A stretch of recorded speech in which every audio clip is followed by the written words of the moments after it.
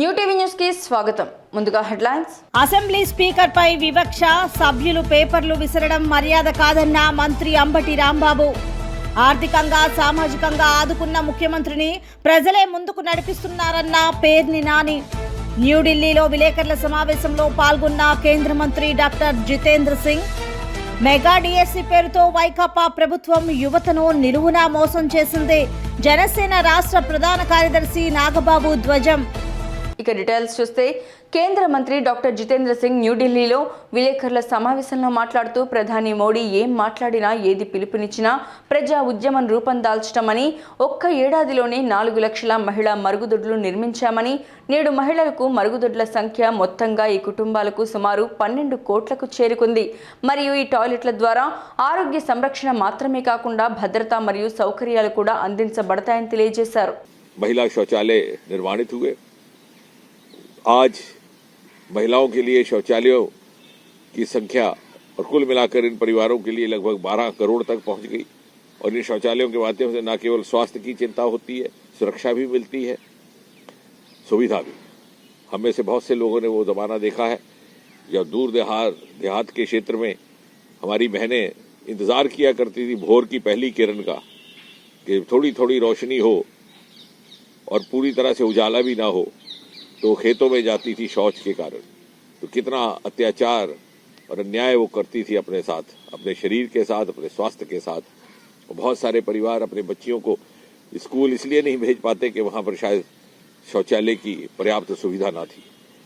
इसी प्रकार 10 करोड़ महिलाओं के लिए गैस कनेक्शन परिवारों में, क्योंकि वो दौर भी गुजरा इस देश में कि सारा दिन महिला चूल्हा पकाने में बिता देती थी, उसका समय भी जाता, साथ ही साथ उसके फेफड़ों के लिए, उसके स्वास्थ्य के लिए भी उसका प्रतिकूल प्रभाव रहता।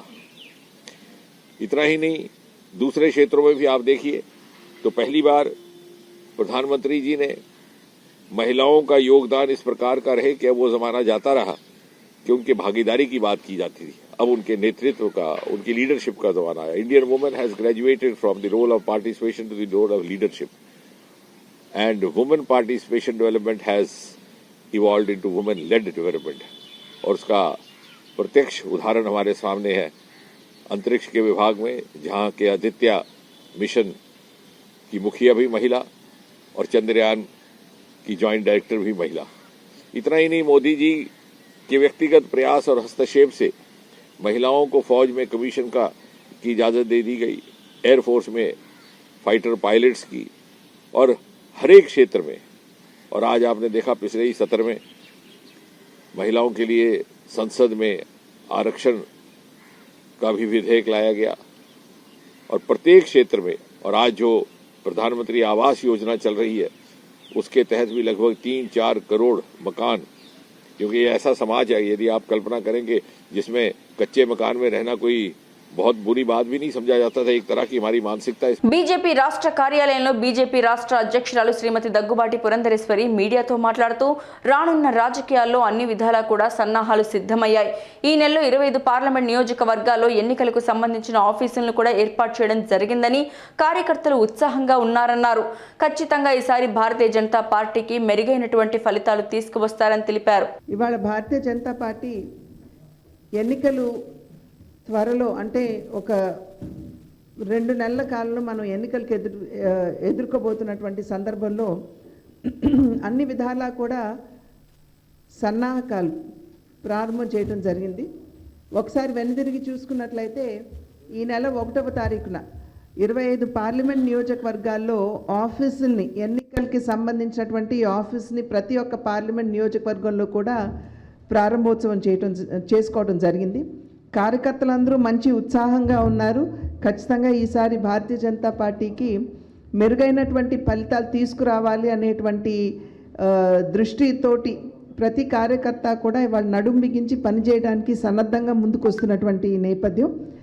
పొత్తు అనేటువంటి అంశం ఎలాగున్నా, ఎందుకంటే పొత్తు మీద నిర్ణయం అనేది మా పైన నాయకత్వం, ఢిల్లీలో ఉన్నటువంటి నాయకత్వం చేయాలి. కాబట్టి మనం పొత్తు విషయాన్ని పక్కన పెట్టి సంఘటనాత్మకంగా మన పార్టీని ఏ విధంగా బలోపేతం చేసుకోవాలి అనేటువంటి విషయం మీద అంటే పునాది ఏదైతే ఉంటుందో బూత్ కమిటీలు కావచ్చు, మండలి కావచ్చు, అదేవిధంగా జిల్లాలు కావచ్చు, వీటన్నిటి మీద కూడా దృష్టి పెట్టి ప్రతి కార్యకర్త కూడా నిబద్ధతతోటి పనిచేస్తూ సంఘటనాపరమైనటువంటి అంశాల మీద దృష్టి పెట్టి పార్టీని బలోపేతం చేసుకోవడం మీద దృష్టి కేంద్రీకరించినటువంటి నేపథ్యం. కనుక ఆ రకమైనటువంటి ఆలోచనతోటి ప్రతి కార్యకర్త పనిచేస్తున్నటువంటి సందర్భంలో ఖచ్చితంగా భారతీయ జనతా పార్టీ మెరుగైనటువంటి ఫలితాలని సాధిస్తుంది అని చెప్పి మేమందరం కూడా విశ్వసిస్తున్నటువంటి మాట. ఇవాళ దానిలో అంతర్భాగంగానే ఏదైతే పార్టీలో లీగల్ సెల్ ఉంటుందో, అంటే లాకి సంబంధించినటువంటి అంశాలు, కార్యకర్తలు కనుక ఇబ్బందుల్లో పడితే కార్యకర్తల్ని ఏ విధంగా మనం రక్షించుకోవాలి, వారికి రక్షణగా నిలవడం మాత్రమే కాకుండా కార్యకర్తలు ఆత్మస్థైర్యాన్ని కూడా నింపే దిశగా అడుగులు వేయాలి అనేటువంటి ఆలోచనతోటి మా పార్టీలో సంస్థాగతంగా కూడా మాకు ఒక లీగల్ సెల్ అనేది రాష్ట్ర స్థాయి నుండి కింద జిల్లా స్థాయి, మండల స్థాయి వరకు ఉన్నటువంటి సందర్భంలో ఇవాళ ఎన్నికలకి వెళ్తున్నటువంటి నేపథ్యంలో ఆ విషయాల్ని కూడా చర్చించుకోవడానికి ఇవాళ ఈ యొక్క లీగల్ సెల్కి సంబంధించినటువంటి సమావేశం ఏర్పాటు చేసుకోవడం జరిగింది. ప్రతి జిల్లా నుండి కూడా ఈ లీగల్ సెల్లో ఇంతకుముందు పనిచేసినటువంటి వారు, అదేవిధంగా ఇవాళ లీగల్ సెల్ కన్వీనర్గా ప్రతాప్ రెడ్డి గారు జిల్లాలకు వెళ్ళినటువంటి సందర్భంలో ఎక్కడైతే లేరో అక్కడ భర్తీ చేసుకుని కూడా ఇవాళ వారందరినీ ఈ సమావేశానికి ఆహ్వానించడం జరిగింది. తెలంగాణ తొలి ముఖ్యమంత్రి కేసీఆర్ పై సీఎం రేవంత్ రెడ్డి వ్యక్తిగత దూషణకు పాల్పడ్డారని మాజీ మంత్రి హరీష్ రావు మండిపడ్డారు. సీఎం రేవంత్ రెడ్డి భాష, ధోరణి చూసి ప్రజలు అసహ్యించుకుంటున్నారన్నారు. కృషి ప్రాజెక్టులపై సీఎం రేవంత్ రెడ్డి చేసిన వ్యాఖ్యలకు హరీష్ కౌంటర్ ఇచ్చారు.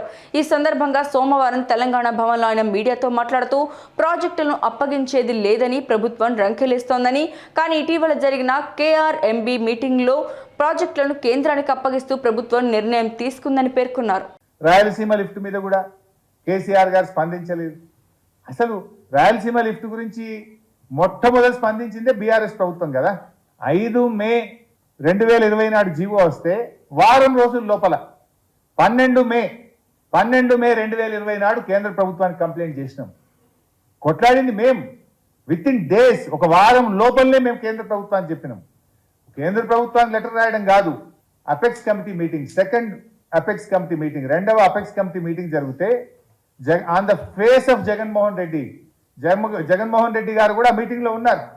ఆ మీటింగ్కు చైర్మన్గా గౌరవనీయులు షెకావత్ గారు కేంద్ర జలవనరుల మంత్రి ఉంటే, మెంబర్లుగా తెలంగాణ ముఖ్యమంత్రిగా కేసీఆర్, ఆంధ్రప్రదేశ్ ముఖ్యమంత్రిగా జగన్ గారు ఉన్నారు. ఆ మీటింగ్లోనే on the face of the Jagan ఆ రోజు రెండవ అపెక్స్ కమిటీ మీటింగ్లో కేసీఆర్ గారు స్పష్టంగా చెప్పారు. ఇది రెండవ అపెక్స్ కమిటీ యొక్క minutes, 22 October 2020, new Delhi. Andhra Pradesh stated Rayalaseema lift irrigation and Pothireddypadu expansion on river Krishna for which Telangana has objected. స్పష్టంగా తెలంగాణ ప్రభుత్వం ఆబ్జెక్ట్ చేసింది. కేసీఆర్ గారు స్వయంగా ఆ మీటింగ్లో అబ్జెక్షన్ తెలియజేసినారు. అసలు రాయలసీమ లిఫ్ట్ని ఆపిందే మేము కదా. ఈరోజు గ్రీన్ ట్రిబ్యునల్కి వెళ్ళి ఇవాళ స్టే తెచ్చింది ఎవరు? మేము పోరాటం చేసి ఆ రాయలసీమ లిఫ్ట్ మీద ఇవాళ స్టే తీసుకొచ్చినాం మేము. కానీ నువ్వు దాన్ని మర్చిపోయి మా మీద ఏదో బుద్ధి జల్లే విధంగా మాట్లాడేటువంటి ప్రయత్నం. ఇప్పుడు ఇదే వెలుగు దినపత్రికలో ఒక మాట రాశారు, ఉద్యమాలు చేస్తే చెప్పుతో కొట్టండి. ఏమన్నారు? ఉద్యమాలని ముందుకు వస్తే జనం చెప్పులతో కొడతారు. ఇప్పుడు ఎవరిని కొట్టాలి చెప్పులతో అని చెప్పిగా? ప్రాజెక్టులు ఇచ్చింది ఎవరు? వీడియో సాక్షి చూపించినాయి కదా. ప్రాజెక్టులు ఇవాళ KRMBకి అప్పచెప్పే ప్రయత్నం ఎవరు చేసిండ్రు? మినిట్స్ ఆఫ్ ద మీటింగ్ ఏం చెప్తుంది? మీటింగ్ అయిన తర్వాత ENCలు బయటకు వచ్చి ఏం చెప్పిండ్రు? ఇప్పుడు ఎవరిని జనం చెప్తూ కొట్టాలి? రేవంత్ రెడ్డి గారు మాకు మాట్లాడరాదా? కానీ మాకు సంస్కారం ఉంది. స్టిల్ మేము సంస్కారంగానే మాట్లాడాలనుకుంటున్నాం. మీరు సంస్కారం తప్పినా, మీరు నోరు జారినా, మీరు మమ్మల్ని రెచ్చగొట్టినా మేము రెచ్చగొప్పదలుచుకోలేదు. మేము సమాధానం చెప్తాం. తెలంగాణ ప్రజల పక్షాన మేము పోరాటం చేస్తాం. ప్రజల కోసం మేము నిలబడతాం. డెఫినెట్గా నీ 420 హామీల గురించి ప్రశ్నిస్తాం. ఈ తెలంగాణ హక్కులు, తెలంగాణ ప్రయోజనాలను కాపాడడం కోసం కూడా, ఎందుకంటే మా పుట్టుకనే తెలంగాణ, మేము పుట్టిందే తెలంగాణ రాష్ట్ర సాధన కోసం, మా ప్రయత్నమే తెలంగాణ ఉంటుంది. అందువల్ల మేము ఎక్కడ కూడా కాంప్రమైజ్ కాం. మేము అధికార పక్షమైనా, మేము ప్రతిపక్షంలో ఉన్న మాదంతా ప్రజల పక్షమే. మేము ప్రజల పక్షానే పోరాడతాం, తెలంగాణ హక్కుల కోసమే పోరాడతాం మేము. అసెంబ్లీలో స్పీకర్పై వివక్ష సభ్యులు పేపర్లు విసరడం మర్యాద కాదని మంత్రి అంబటి రాంబాబు అన్నారు. ఇలాంటి చర్యలు ప్రజలు హర్షించరన్నారు. స్పీకర్పై టీడీపీ సభ్యుల వ్యవహార శైలిని మంత్రి ఖండించారు. మంగళవారం 2వ రోజు సమావేశాల్లో స్పీకర్పై పేపర్లు చింపివేశారు. ఈ ఘటనపై మంత్రి సభలో మాట్లాడారు. వివక్ష సభ్యులు పేపర్లు చింపివేస్తూ స్పీకర్ను అవమానిస్తున్నారని తప్పుపట్టారు. మీరు సభా సాంప్రదాయాన్ని తప్పుతున్నారు. టీడీపీ సభ్యులు మమ్మల్ని కూడా రెచ్చగొడుతున్నారని పేర్కొన్నారు. వారు నిరసన చెప్తున్నారు, ఈ రెడ్ లైన్ దాటి పైకి వచ్చారు, అక్కడ కూర్చున్నారు, మాట్లాడుతున్నారు. పేపర్లు చించి మీ మీద వేయటం వల్ల అవమానం జరుగుతుందని మేము ఫీల్ అవుతున్నాం. ఈ విధంగా రెచ్చగొట్టే చర్యలు చేస్తే అది మర్యాద కాదు అని మనవి చేస్తున్నాను. మరొక్కసారి మనవి చేస్తున్నాను, మీరు కాగితాలు చించి స్పీకర్ మీద వేయటం అనేది మీరు అవమానకరంగా వ్యవహరిస్తున్నారు. మా సభ్యులను సభను రెచ్చగొడుతున్నారు, జాగ్రత్త. మరొకసారి చెప్తున్నా, మీరు ఎంతసేపు అయినా నిరసన చెప్పండి. మీరు ఇక్కడ కూర్చుని ఎవరు లేరని కాదు, ఊరికి కాగితాలు చింపి స్పీకర్ మీద వేసి అవమానకరంగా మాట్లాడటం, అవమానకరంగా జెక్చర్స్ ఇవ్వటం పట్ల తీవ్ర నిరసన వ్యక్తం చేస్తున్నాం. మీరు మర్యాద తప్పుతున్నారు, సభా సాంప్రదాయాలు తప్పుతున్నారు. ఇలా సభా సాంప్రదాయాలు తప్పితే మేము కూడా తప్పవలసి ఉంటుంది అనేది గుర్తుపెట్టుకోండి. కాగితాలు చించి ఆ పుస్తకాలు చించి మీరు వేసేటటువంటి ప్రయత్నం చేస్తున్నారు. ఇది మర్యాద కాదు. అసలు మీరు సభలో ఉండదలుచుకున్నారా, వెళ్ళదలుచుకున్నారా? వెళ్ళదలుచుకుంటే చెప్పండి, మీ అంతటా మీరు వెళ్ళండి. ఒకటి లేదు, సస్పెండ్ చేయించుకుంటారా చేయించుకోండి, లేదు అలా కూడా వెళ్ళరు, మార్షల్తో నెట్టించుకుంటారా నెట్టించుకోండి. Options are yours. అంతే తప్ప ప్రతిసారి అడ్డం వచ్చి కాగితాలు చింపి, అక్కడ ఉన్నటువంటి అమూల్యమైనటువంటి కాగితాలు చింపి మీరు స్పీకర్ మీద వేయటాన్ని మేము నిరసిస్తున్నాం. అది తప్పుపడుతున్నాం, అది సాంప్రదాయం కాదని చెప్తున్నాం. అలా చేయటం వల్ల మేము రెచ్చిపోవాల్సిన పరిస్థితి ఏర్పడుతుందని కూడా సున్నితంగా హెచ్చరిస్తున్నాం, జాగ్రత్త అని కూడా చెప్తున్నాం. విశాఖపట్నంలో ఏపీ డిప్యూటీ సీఎం బూడి ముత్యాల నాయుడు మీడియా సమావేశంలో మాట్లాడుతూ చంద్రబాబుకి మత్తిపోయి మాట్లాడుతున్నారని, నియోజకవర్గ అభివృద్ధి గురించి మాట్లాడారు. ఉత్తరాంధ్ర అభివృద్ధి గురించి మాట్లాడారు. కానీ చంద్రబాబు పరిపాలనకి జగన్ పరిపాలనకి ఉన్న వ్యత్యాసం ఉందని రాష్ట్ర ప్రజలు గమనిస్తున్నారని ఆయన ఎద్దేవా చేశారు. 2014లో మాయమాటలు చెప్పి అధికారంలోకి వచ్చిన తర్వాత ప్రజలను మోసం చేశారని ఆయన ఆవేశాన్ని వ్యక్తం చేశారు. తెలుగుదేశం పార్టీ చంద్రబాబు నాయుడు మతి భ్రమించి తను ఏం మాట్లాడుతున్నాడో తెలియనటువంటి మాటల్ని మాట్లాడడం చూసాం. నియోజకవర్గ అభివృద్ధి గురించి మాట్లాడాడు, ఉత్తరాంధ్ర జిల్లాల అభివృద్ధి గురించి మాట్లాడుతూ ఉన్నాడు. నీ పరిపాలనకి జగన్మోహన్ రెడ్డి గారి పరిపాలనకి ఎంత వ్యత్యాసం ఉందో ఈ రాష్ట్ర ప్రజలు పూర్తిగా గమనిస్తూ ఉన్నారు. 2014లో నువ్వు మోసాలు చేసి మాయమాటలు చెప్పి డోక్రా అక్క చెల్లెమ్మలు కానీ రైతులు కానీ మోసం చేసి అధికారంలోకి వచ్చినటువంటి నీవు అధికారం వచ్చిన తర్వాత ఏరు దాటిన తర్వాత తప్పతగిలేసే విధంగా నువ్వు చేసినటువంటి ప్రవర్తనని జరిగినటువంటి 2019 ఎన్నికల్లో 23 శాసనసభ్యులకు మాత్రమే పరిమితం చేయడం నీకు ఇంకా సిగ్గు రాలేదని చెప్పి అడుగుతూ ఉన్నాం. ఈరోజు నువ్వు పెట్టినటువంటి సభకి నిర్ణీత సమయానికి నువ్వు వచ్చినప్పటికీ కూడా సభా ప్రాంగణంలో తెలుగుదేశం పార్టీ జనసేన పార్టీ రెండు కలిపి అనకాపల్లిలో నియోజకవర్గం ఉన్నటువంటి 7 నియోజకవర్గాలని జన సమీకరణ చేస్తే కేవలం 7 నుంచి 8 వేల మాత్రమే సభకి హాజరైనటువంటి పరిస్థితులు కూడా గమనించడం జరిగింది. నేను సైతం మరి గడిచిన మాసంలో బస్సు యాత్రని అనేటువంటి కార్యక్రమాన్ని పెడితే 40,000 మంది ఒక్క కేవలం మాడుగుల నియోజకవర్గ పరిధిలో ఉన్నటువంటి 4 మండలాలని పెట్టి ఒక్క శాసనసభ్యుడిగా మాడుగుల నియోజకవర్గం నుంచి సమావేశాన్ని ఏర్పాటు చేస్తే 40,000 మంది అక్కచెల్లెమ్మలు కానీ రైతు సోదరులు కానీ కర్షకులు కానీ కార్మికులు కానీ ఆటో సోదరులు కానీ ముఖ్యంగా యువత కానీ హాజరై సభని విజయవంతం చేస్తే ఈరోజు వేదిక మీద మాజీ మంత్రులు ఉన్నారు, మాజీ ముఖ్యమంత్రిగా నీవున్నావు. నీ సభకి రెండు పార్టీల నుంచి కూడా తరలిస్తే అది ప్రజల్ని కాళ్ళు వేళ్ళ పట్టుకొని రా కదిలిరా అని చెప్పి మీరు పిలిపిస్తే మేము కదిలి రామని చెప్పి గ్రామాల్లో ప్రజలు మొరాయించుకొని కూర్చున్నటువంటి పరిస్థితులు కూడా ఈవేళ స్పష్టంగానే జరిగింది. ఏదేదో పిచ్చి పేలపన పేలుతా ఉన్నావు, మాడుగుల నియోజకవర్గంలో అభివృద్ధి జరగలేదు, రోడ్డు కూడా బాగోలేదని చెప్పి, అసలు నీకు కళ్ళున్నాయా కళ్ళు లేని కబోదు అని చెప్పి అడుగుతా ఉన్నా. నీ కార్యకర్తలు సైతం నీ ఇన్ఛార్జీలు సైతం తట్టి అడిగితే 100 రోడ్లు మాడుగుల నియోజకవర్గంలో తారు రోడ్లుగా మార్పు చేశాము. నీకులాగా గడిచిన ప్రభుత్వంలో వేసినటువంటి సిమెంట్ రోడ్లు కానీ తారు రోడ్లు కానీ నాణ్యతా ప్రమాణాలు పాటించడం జరగల. జన్మభూమి కమిటీలు పెట్టి దోచుకున్నటువంటి కార్యక్రమాల్ని నువ్వు చేసినట్లుగా మేము చేయలా. ఈరోజు మేము వేసినటువంటి రోడ్లు ఎక్కడా కూడా. మంగళగిరిలోని జనసేన కార్యాలయంలో జనసేన పార్టీలోకి చేరిన వల్లభనేని బాలశౌరి మాట్లాడుతూ 100 కోట్లు పెట్టి సిద్ధమని ఫ్లెక్సీలు వేస్తున్నారని, గుంటూరు హైవే మీద దాదాపు 500 బోర్డింగులు ఉన్నాయని, సిద్ధమంటే దేనికి సిద్ధం, పారిపోవడానికి సిద్ధమా అని ఆయన ఎద్దేవా చేశారు. 100 కోట్ల రూపాయలు పెట్టి ఈ మధ్య ఒక స్టైల్ సిద్ధం అంట. ఎక్కడన్నా చూడు ఈ రాష్ట్రంలో. నేను గుంటూరు నుంచి ఇక్కడికి వచ్చేలోపు దాదాపు ఒక 500 ఓడింగ్స్ చూసా. సిద్ధం దేనికి సిద్ధం? పారిపోవటానికి సిద్ధమా అని చెప్పేసి నేను అడుగుతా ఉన్నా. కానీ ఇక్కడ ఉంది జన సైన్యం, వేటాడతారు అని చెప్పి ఈ సందర్భంగా నేను మనవి చేస్తా ఉన్నాను. మెగా డిఎస్సీ పేరుతో వైకాపా ప్రభుత్వం యువతను నిలువున మోసం చేస్తోందని జనసేన పార్టీ రాష్ట్ర ప్రధాన కార్యదర్శి నాగబాబు ధ్వజమెత్తారు. రాష్ట్రంలో 35,000 ఉపాధ్యాయ పోస్టులు ఖాళీగా ఉంటే కేవలం 6,000 పోస్టులే భర్తీ చేస్తామని ప్రభుత్వం చెప్పడం దారుణమన్నారు. మంగళగిరిలోని జనసేన కేంద్ర కార్యాలయం వద్దకు వచ్చిన డిఎస్సీ అభ్యర్థులతో నాగబాబు మాట్లాడారు. డిఎస్సీ అభ్యర్థుల సమస్యలపై నాగబాబుకు వినతి పత్రాన్ని అందించారు. అందరికీ నమస్కారం. ఈరోజు మా జనసేన ఆఫీస్ దగ్గరికి డిఎస్సి డిస్ట్రిక్ట్ సెలక్షన్ కమిటీ ఆ ఇష్యూ మీద చాలామంది యూత్ వచ్చారు. నేను వాళ్ళని ఏంటో అర్థం చేసుకుంటే ట్రై చేశాను.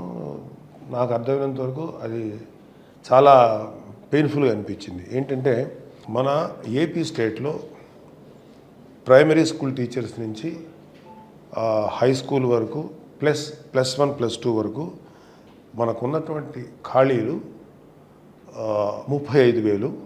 రేపొద్దున 1 year 2 years రిటైర్ అయిపోతే కూడా చాలామంది టీచర్లు దాదాపు 40,000 మందికి రీచ్ అవుతారు.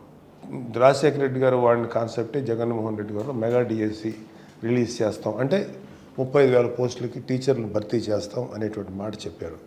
జరిగిపోయి ఇంచుమించు 5 సంవత్సరాలకు పూర్తిగా వస్తున్న తరుణంలో మొన్న ఒక 6,000 మందిని అనౌన్స్ చేశారు. ఇది 6,000 మంది, 35,000 పోస్టులకి 6,000 మందిని అనౌన్స్ చేశారు.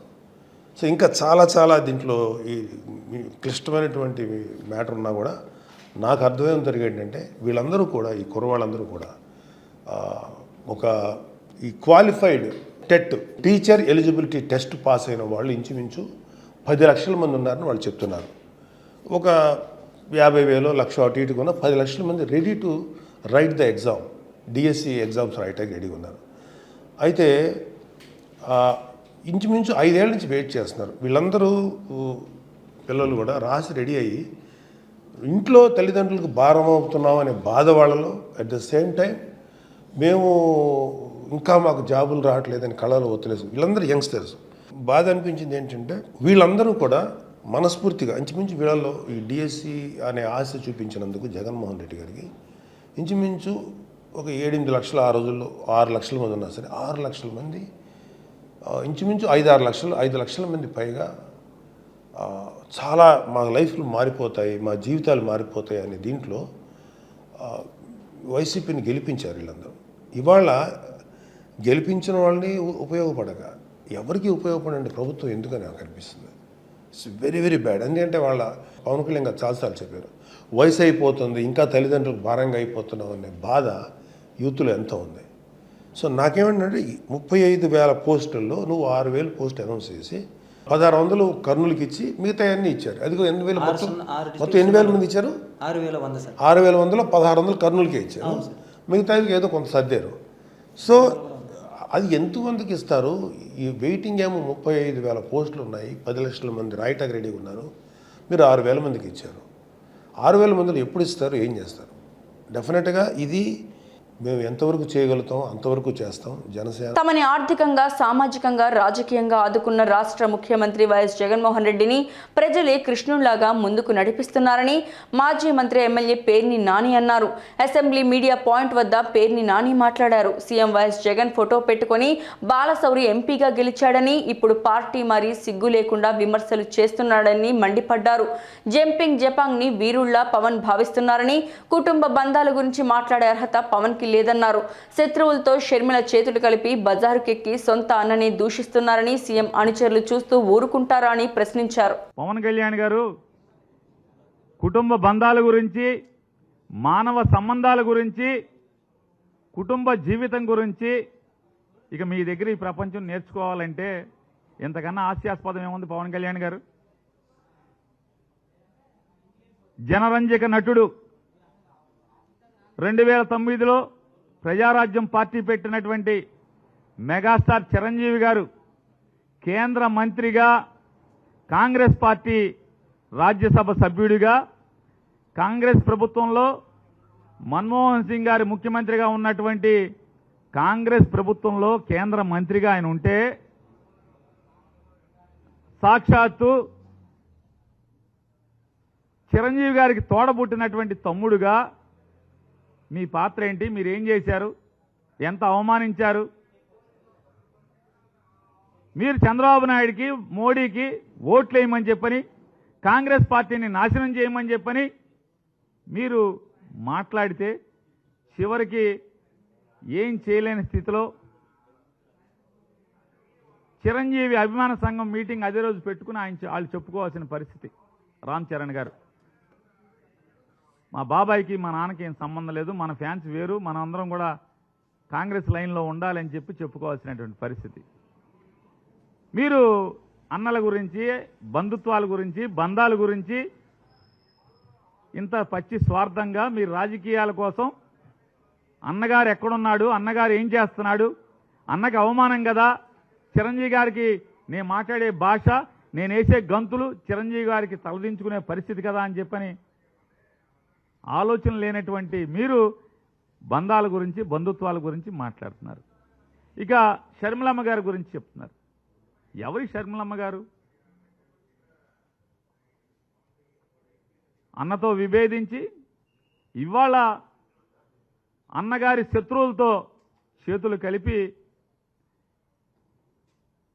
10 ఏళ్ల క్రితమేమో మా కుటుంబాన్ని చిన్నాభిన్నం చేస్తున్నారు, నా తండ్రి ద్వారా అధికారాన్ని పొంది నా తండ్రితో సహా మా కుటుంబాన్ని ఇబ్బందులు పాలు చేస్తున్నారు, అన్యాయంగా అక్రమంగా కేసులు కట్టి మమ్మల్ని బజారు పాలు చేస్తున్నారు అని చెప్పి మాట్లాడినటువంటి ఆవిడ ఇవాళ అదే జెండా మోసే స్థితిలో, అది ఆవిడది ఏ రకమైనటువంటి నడవడిక? జెండా మోయటమే కాకుండా ఇవాళ బజారుకి ఎక్కి సొంత అన్నని ఏ రకంగా మాట్లాడుతుందో ఆవిడ.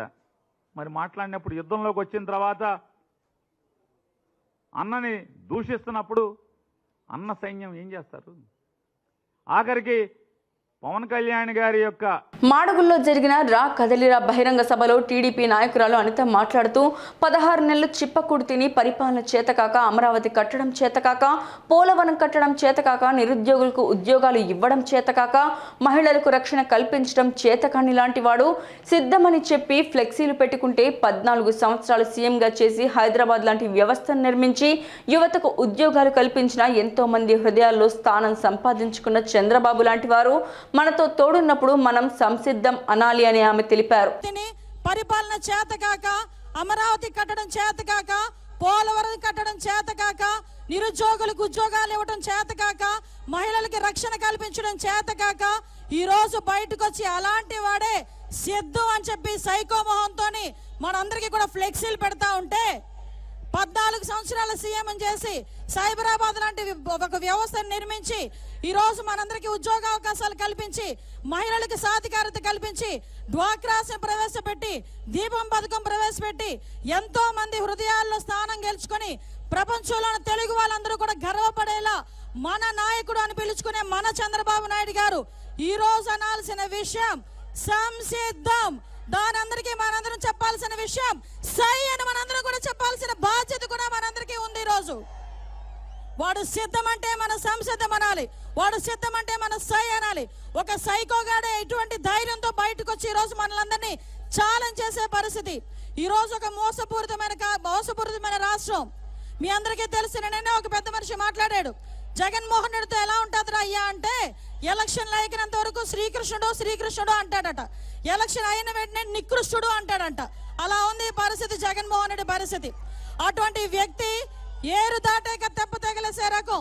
ఎలక్షన్ల ముందు వరకు మీకు అది చేస్తాను, అమ్మఒడి ఇస్తాను, ఆసరా ఇస్తాను, చేయూత ఇస్తానని చెప్పిన పెద్ద మనిషి ఈరోజు అమ్మఒడి ఒక మోసం, చేయూత ఒక మోసం, సిపిఎస్ రద్దు ఒక మోసం, మద్యపాన నిషేధం ఒక మోసం, దిశ చట్టం ఒక మోసం, ఆసరా ఒక మోసం, ఆఖరికి జాబ్ క్యాలెండర్ కూడా ఒక మోసం, ఈ రోజు డిఎస్సి నోటిఫికేషన్ మరొక మోసం.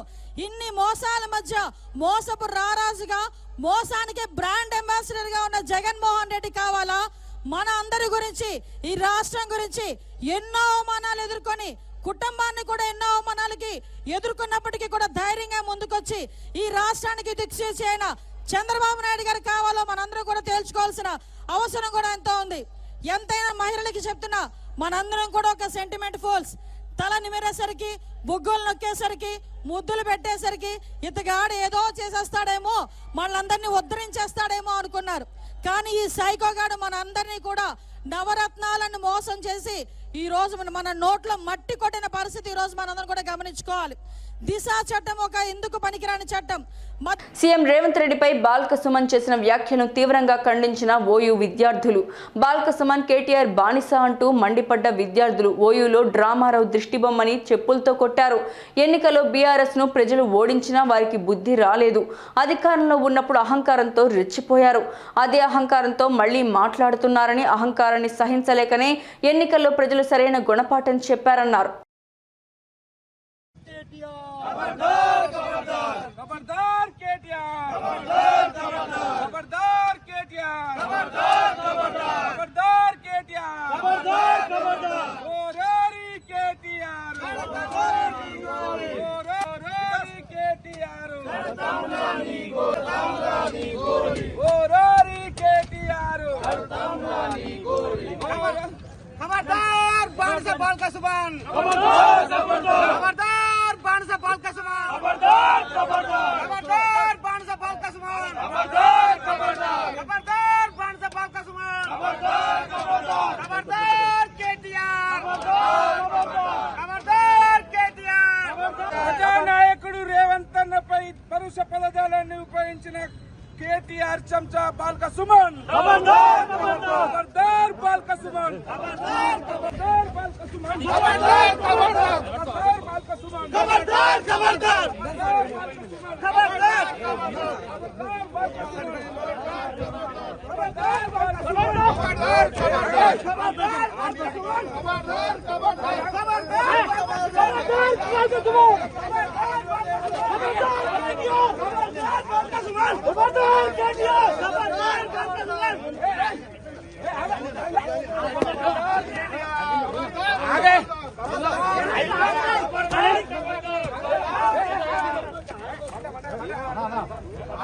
खबरदार केटीआर, खबरदार खबरदार रोरी केटीआर, खबरदार रोरी केटीआर, खबरदार कदिलिंदिर उस्मानिया, खबरदार खबरदार कदिलिंदिर उस्मानिया, खबरदार खबरदार केटीआर चमचा बालक सुमन, खबरदार बालक सुमन, खबरदार खबरदार. వార్తలు ముగించే ముందు హెడ్లైన్స్ మరోసారి. అసెంబ్లీ స్పీకర్ పై వివక్ష, సభ్యులు పేపర్లు విసరడం మర్యాద కాదన్న మంత్రి అంబటి రాంబాబు. ఆర్థికంగా, సామాజికంగా ఆదుకున్న ముఖ్యమంత్రిని ప్రజలే ముందుకు నడిపిస్తున్నారన్న పేర్ని నాని. న్యూఢిల్లీలో విలేకరుల సమావేశంలో పాల్గొన్న కేంద్ర మంత్రి doctor Jitendra Singh. Mega DSC పేరుతో వైకాపా ప్రభుత్వం యువతను నిలువునా మోసం చేసింది. జనసేన రాష్ట్ర ప్రధాన కార్యదర్శి నాగబాబు ధ్వజం. న్యూ టీవీ న్యూస్ ఇంతటితో సమాప్తం. తిరిగి రేపటి బులెటిన్లో మళ్ళీ కలుసుకుందాం. అంతవరకు సెలవు, నమస్కారం.